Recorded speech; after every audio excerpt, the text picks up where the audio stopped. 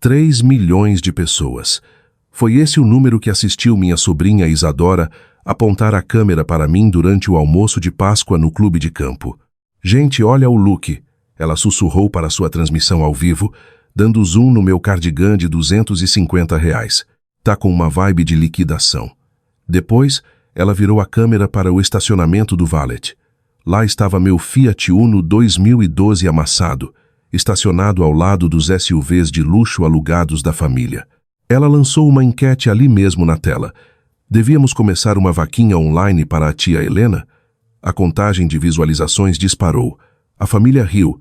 Eu não pisquei. Apenas estava fazendo as contas. Deixe um comentário e me diga de onde você está ouvindo e que horas são para você agora. Eu adoraria saber quem faz parte da nossa comunidade. Saí do clube de campo em silêncio. O Uno tremeu quando batia em um buraco. Um som que geralmente me confortava, mas hoje parecia uma acusação. A transmissão ao vivo de Isadora ainda ecoava na minha cabeça. Estilo de liquidação, caso de caridade. Mas enquanto eu entrava na rodovia, a raiva esfriou e se transformou em outra coisa. Clareza. Eles viram uma mulher que caçava promoções e dirigia um carro de 10 anos. Eles não viram a mulher que fundou um império global de logística, atualmente gerenciando $1,1 bilhão em ativos. Não viram o portfólio imobiliário avaliado em 41 milhões. E certamente não viram o fundo de lançamento, de $2,2 milhões. Esse era o valor em uma conta com o nome de Isadora, programado para ser liberado no seu aniversário de 21 anos. Eu o construí silenciosamente, acumulando juros por 2 décadas, projetado para dar a ela a liberdade que eu nunca tive. A liberdade de criar, de construir, de falhar e se recuperar. Chamei de fundo de lançamento porque queria que ela voasse. Mas enquanto eu passava pelo condomínio de luxo no centro, aquele onde Isadora morava na cobertura, pensei em outro número, R$25 mil por mês. Esse era o aluguel da unidade dela. Aluguel? Ela achava que os pais estavam pagando. Eu havia dispensado o aluguel por 3 anos porque sou a dona do prédio. Não sou a tia pobre. Sou a arquiteta invisível de toda a vida deles. E eles estavam prestes a descobrir o que acontece quando a arquiteta decide redesenhar a planta. Ao meio-dia, a contagem de visualizações havia subido para 5 milhões. A seção de comentários era uma fogueira digital, queimando toda a minha existência. Por que ela parece uma professora substituta? Aquilo é uma mancha na manga dela. Eu rolei a tela com o distanciamento de um auditor, revisando as declarações fiscais de uma empresa falida. Então meu telefone tocou. Era meu irmão, Ricardo. Atendi, esperando um pedido de desculpas. Esperei uma explicação frenética, talvez a promessa de que Isadora retiraria o vídeo. Em vez disso, Ricardo suspirou. Aquele suspiro pesado e performático de um homem sobrecarregado por um funcionário incompetente. Helena, precisamos conversar sobre sua apresentação, ele disse. Renata está arrasada. Você nos envergonhou no clube. Fiz uma pausa, deixando o silêncio se estender. Eu os envergonhei? Isadora me transmitiu ao vivo para 3 milhões de estranhos e me chamou de caso de caridade. É conteúdo, Helena, ele retrucou. É branding. Você não entende como essa indústria funciona. Isadora está construindo um império. Ela precisa projetar um certo estilo de vida e, francamente, você está prejudicando a estética.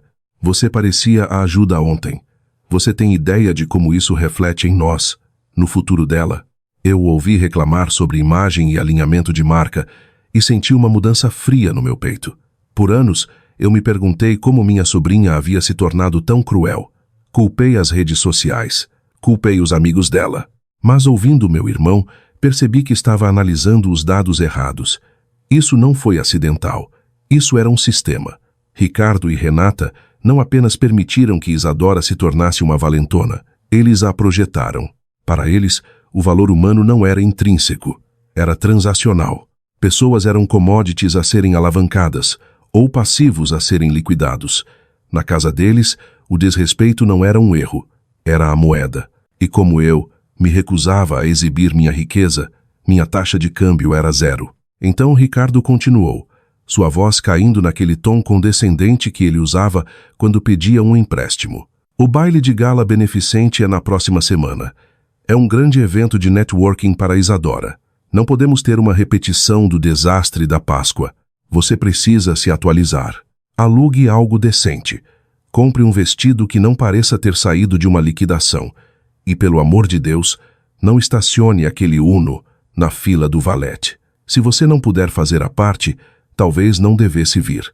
Ele estava me dando um ultimato: atualizar ou desaparecer. Ele pensou que estava gerenciando um passivo. Ele não tinha ideia de que estava insultando o banco. Não discuti. Não defendi meu portfólio financeiro, nem listei os ativos que possuía, que valiam mais do que todos os ganhos da vida dele. Simplesmente disse: entendido, eu resolvo. Bom, ele disse, só queremos o melhor para a imagem da família. Desliguei. Olhei o calendário. O baile de gala beneficente seria em 6 dias. Tempo de sobra para me preparar. Eles queriam que eu parecesse à parte. Ótimo. Eu lhes daria um espetáculo que eles jamais esqueceriam. No dia seguinte, assisti ao vídeo de acompanhamento de Isadora. Era um ranking dos membros da família por patrimônio líquido. Lá estava eu, no fundo da lista, minha foto sobreposta com um 0 gigante e um emoji de palhaço. Ela riu enquanto explicava que meu patrimônio líquido provavelmente era apenas minha coleção de cupons de desconto. Eu observei a tela, esperando a familiar pontada de rejeição. Ela nunca veio. Em seu lugar, veio a precisão fria de uma CEO, percebendo que uma parceria não era mais viável. Emoção é apenas dado ineficiente em uma crise. Eu o apaguei. Abri meu laptop e iniciei uma videochamada. Doutor, Carvalho atendeu no primeiro toque. Ele era meu administrador de confiança. Um homem que via a ineficiência como um insulto pessoal e a desordem como uma falha moral. Doutor Carvalho, eu disse, precisamos falar sobre o fundo de lançamento. Ele não perguntou o porquê, apenas abriu o arquivo. A avaliação atual é de 2.246.000 e alguns trocados. A data de amadurecimento é daqui a 5 dias. Prosseguimos com o cronograma de desembolso? Não, eu disse. Quero invocar a seção 4. Dr. Carvalho fez uma pausa. Seção 4. A cláusula de caráter? Correto. Quero congelar os ativos imediatamente. Houve um silêncio na linha, pesado e final. Por anos, eu mantive esse fundo como uma oração. Eu disse a mim mesma que o dinheiro poderia ser uma ferramenta para o bem, que se eu apenas desse a Isadora apoio suficiente, liberdade suficiente, ela escolheria ser gentil. Eu queria estar errada sobre ela. Eu queria que a toxicidade do meu irmão fosse uma anomalia, não um traço genético. Eu fui a guardiã silenciosa, protegendo um futuro que esperava que ela conquistasse. Mas, assistindo àquele vídeo, vendo-a rir do meu patrimônio líquido 0, percebi que não estava protegendo o futuro dela. Eu estava financiando a crueldade dela. Revogar o fundo não era vingança, era uma forma de educação. Era o limite que seus pais nunca haviam estabelecido. Congele, eu disse. Prepare os documentos de revogação. Considero feito, disse Dr. Carvalho. Seus dedos voaram pelo teclado. Quer que eu notifique a beneficiária? Não, eu disse. Ainda não. Entregarei a notícia pessoalmente, no baile. Muito bem. Mais alguma coisa? Sim, eu disse. Quero uma auditoria forense completa dos registros de administração de propriedades da cobertura no centro. Especificamente, quero ver os pagamentos de aluguel. Doutor, Carvalho olhou para cima, suas sobrancelhas se estreitando. Os pagamentos de aluguel? Você abriu mão deles. Os pagamentos de aluguel que meu irmão afirma estar fazendo. Terei o relatório pela manhã. Fechei o laptop.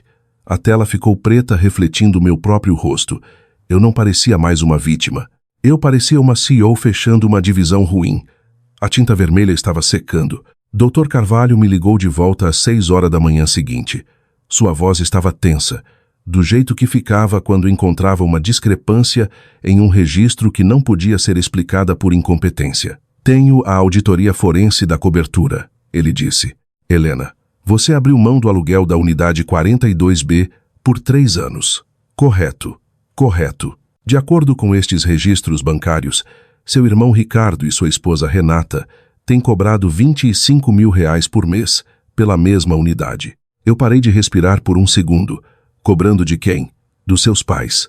O quarto girou. Meus pais. Meus pais idosos que viviam com uma renda fixa, que ainda caçavam promoções, que se preocupavam com as contas de energia no inverno. Ricardo e Renata estavam tirando 300 mil reais por ano deles, alegando que era para o aluguel de Isadora. Aluguel que não existia. Eles estavam roubando. Não era mais apenas direito. Não era apenas má criação ou uma diferença de valores. Isso era roubo. Eles estavam drenando seus próprios pais para financiar seu estilo de vida no clube de campo, usando minha generosidade como arma. Cada vez que eu dispensava o aluguel, eu não estava apenas ajudando Isadora. Eu estava, sem saber, entregando a Ricardo um cheque em branco para roubar nossa mãe e nosso pai. Dr. Carvalho, eu disse, minha voz tremendo com uma raiva tão fria que queimava. Prepare 2 documentos para o baile de gala. A revogação? Sim. E um aviso de despejo com efeito imediato. Entendido. Desliguei. Olhei pela janela para minha rua tranquila, para as casas modestas e os carros sensatos. Por anos, eu os havia deixado me tratar como capacho porque pensei que era o preço de manter a paz. Pensei que se eu ficasse quieta, se eu apenas desse o suficiente, eles eventualmente me veriam. Mas eles não me viram. Eles viram uma vítima. Eles viram uma tola. A culpa que eu sentia por arruinar o aniversário de Isadora evaporou. Foi substituída por uma determinação férrea. Não se tratava mais de dar uma lição. Tratava-se de deter um crime. O jogo havia mudado, e eu havia parado de jogar pelas regras deles. O baile de gala beneficente foi realizado no salão do luxuoso Hotel Fasano. Era opulento, barulhento e cheio de pessoas que pareciam ter sido selecionadas a dedo, em vez de convidadas. Isadora estava em uma plataforma elevada, usando um vestido feito sob medida, que provavelmente custava mais do que a aposentadoria anual dos meus pais. Ela estava cercada por câmeras, radiante, esperando o momento em que seus pais a presenteariam com a surpresa que ela havia insinuado a semana toda. Eu entrei usando um vestido preto simples e elegante, sem joias, sem máscara. Fiquei perto do fundo, observando o espetáculo. Renata e Ricardo estavam perto do palco, parecendo nervosos. Eles sabiam que não tinham um grande cheque para dar a ela. Eles estavam contando com o fundo de lançamento para entrar em vigor à meia-noite, para salvá-los de ter que admitir que estavam sem dinheiro. Dr. Carvalho subiu ao palco. Ele estava usando um smoking, mas carregava sua pasta de couro como uma arma. A música diminuiu. A multidão se virou. Isadora parecia confusa. Quem é esse? Ela sussurrou para sua transmissão ao vivo. Senhorita Isadora, disse. Doutor Carvalho, sua voz amplificada pelo microfone. Sou o administrador do fundo de lançamento. A multidão ofegou. Isadora gritou. É isso? É o dinheiro? O valor original do fundo era de 2,2 milhões de dólares, continuou o Dr. Carvalho. A sala explodiu. Isadora literalmente pulou. 2 milhões? Ah, meu Deus! No entanto, disse Dr. Carvalho, cortando o barulho. Conforme a seção 4, a cláusula de caráter, o fundo foi sujeito a uma revisão de perda.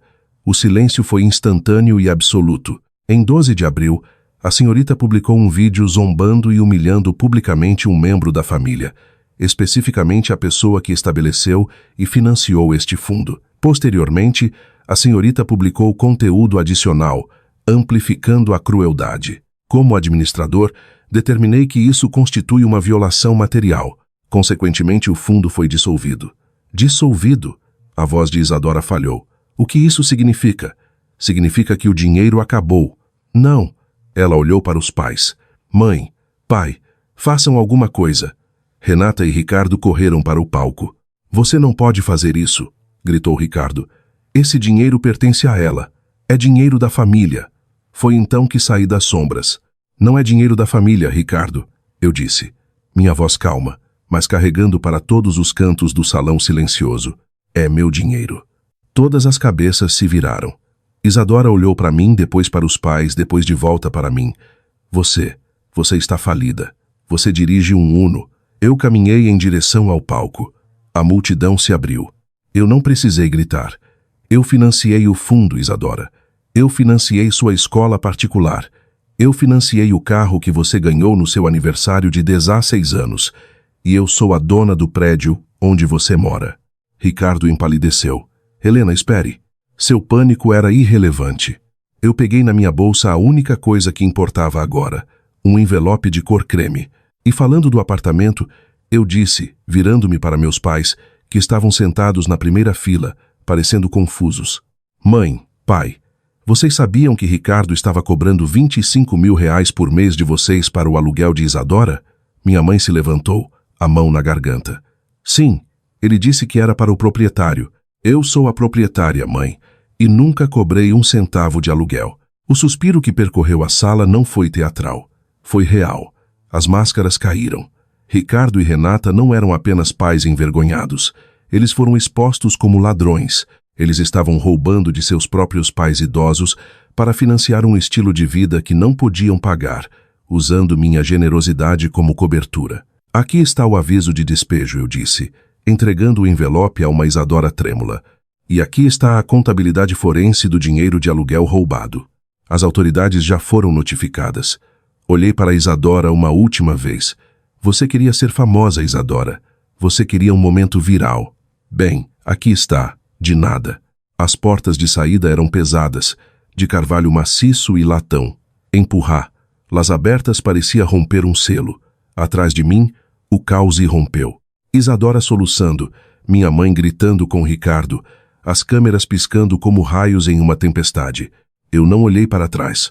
A conta estava acertada. No dia seguinte, o vídeo do baile de gala beneficente viralizou, mas não da maneira que Isadora havia planejado. Um de seus convidados, um influenciador rival que ela havia convidado apenas para ostentar sua riqueza, havia transmitido ao vivo todo o confronto. O clipe meu entregando o aviso de despejo, calma e impecavelmente vestida, acumulou 10 milhões de visualizações em 24 horas.